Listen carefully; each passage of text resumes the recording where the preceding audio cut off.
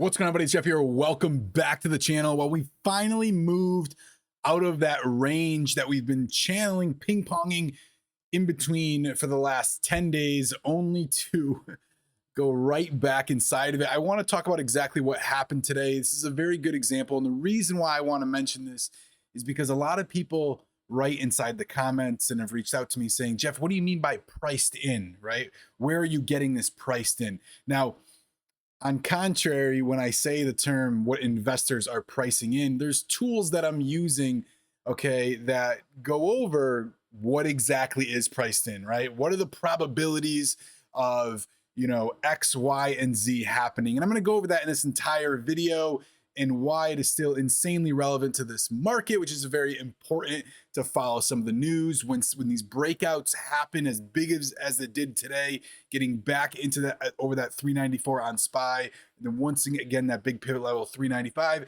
It just pretty much continued all day long up until a couple minutes before close. But let's talk exactly about what happened. Before we get into it, a lot of people have been reaching out to me asking about this algorithm that, somebody else and I have created. I am not a coder, okay? And the guy who does code this does not trade stocks. So it's a little bit difficult trying to coincide, but it's working really, really well. I'm trying to still fine tune some of this. It caught a nice long for a point move to the upside on QQQ, another long to the upside, short about 1.5 points, and then caught finally the bigger move. One thing I will show you guys what I'm trying before I get to releases, look at Apple.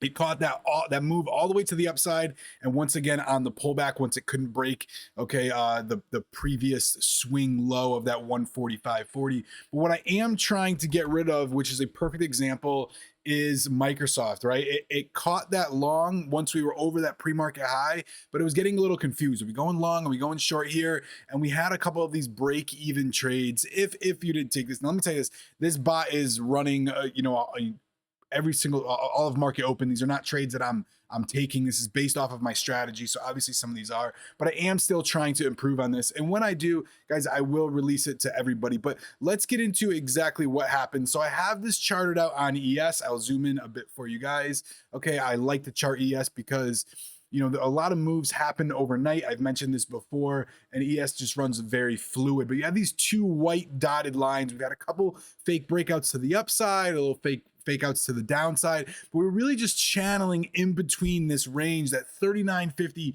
was a very, very pivotal point. All right. And even if you zoom out to the 180-day chart, I know this might be hard to see, but you can see here, and I'll draw this for you guys.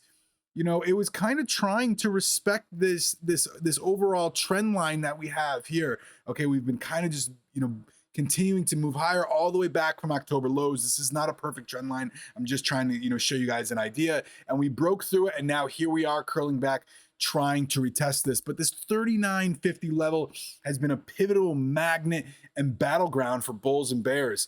And this is a crucial setup that happens inside of bear markets. You have this fake breakdown, okay? Now, just think about the sentiment on Twitter. Going back to the start of 2022, nothing could take this market down.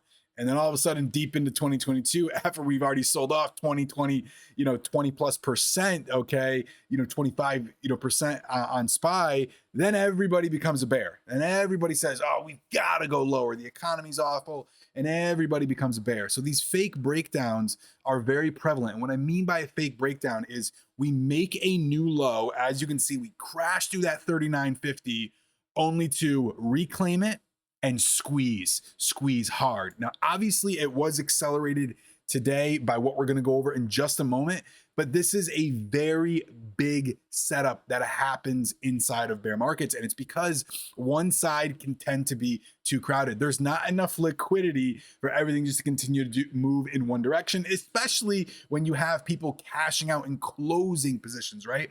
Liquidity, they're trying to turn, okay, those paper monetary value, which is, stocks and commodities, are trying to trade that, which is just on paper as of right now, into a form of cash, which then can be used for something else. That is why you have liquidity troubles. So that cannot happen, okay? And this setup is very common. So just remember that, keep that in mind. All right, whenever there is a big level broken to either the upside or the downside, but definitely the downside in a big market, I'm very hesitant to take that first one. You always want to try to take the retest. It helps limit some of your losses. But let's talk exactly about what happened today. So Federal Reserve Raphael Bostic, he is the president for the Atlanta branch, comes out and basically says, I am still very much a mindset that slow and steady is going to be the appropriate course of action. They really don't change, what they say, but he did say that he does favor these quarter point rate hikes. Okay. Now the Federal Reserve has gone from those 75 BPS hikes, then they lowered it to that 50. We most recently got that 25. They're starting to slow down. I mentioned to you a couple times before that this is the first sign of the Fed pivot, right? You have 3 waves of the Fed pivot. You have the slowdown, then you have the pause, then you have the actual decreasing of rates. There's 3 different stages, and we are already in stage 1, which is the slowdown. However, we did get a hotter CPI, we did get a hotter PPI, as well as the PCE, which is the Fed preferred gauge. I've covered that in previous videos. And we had talked about, well, is the Federal Reserve going to go to 50 basis points? You had some non-voting Fed members say we are in favor of 50 basis points to ensure that inflation does not start to run rampant and get back out of control. We have a long way to go, all right? But I had said to you, while my personal feelings are pretty much mute at this point, I do feel the Federal Reserve was extremely late to fighting the inflation. I do think they could have been a little bit more aggressively. I personally don't believe that they're going to be able to go from that 75 to 50 to 25 back up to 50. Not to say it's out of the question. It is definitely possible. However, it would really cause some shocks around the market. So here, Raphael Bostic, who has really maintained a bit of a hawkish tone throughout this past year, year plus, comes out and says 25 basis points. So you've heard me mention before and at the beginning of this video, what investors, what is priced in. Now, some of you guys may say or think to yourself that I'm saying, oh, this is what, it's already priced in. It's already priced in.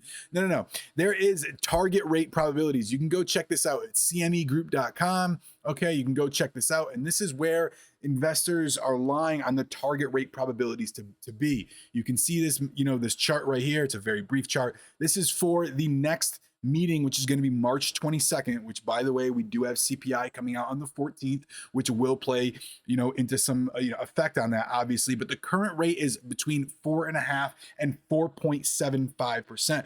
So right now, when you talk about priced in, a 25 basis point rate hike is 72% priced in. Okay, and a 50 basis point hike is 27% priced in, which means if we do start to get some information, some leaning like we did today, that there's only going to be a 25 basis point hike, there's a lot more room to move to the upside. Okay, and vice versa. If all of a sudden these 50 basis point, these talks of 50 start coming out, there's a lot of room to move to the downside. Okay, now I'm going to refresh the screen just to see if this has changed a little bit. With 72.3%. And here we are at 73.8%.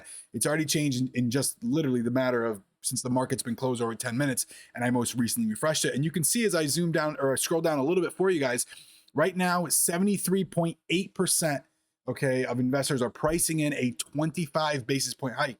All right. Now, a day ago was only 70%. A week ago was about that 73%. A month ago was about 83%. So you can see where we were trading at a month ago and how this affects the market. Okay. So when we talk about these terms, what is priced in, what investors are looking at, when you start to see one side get a little bit too weighted, especially if it's a voting Fed member, or if it's a Fed president, their words are weighted a little bit heavier. Obviously, Jerome Powell is, the king of that, but that's what I mean when I talk about what's priced in. So we still do have some moves. Unfortunately, we did go back into that range.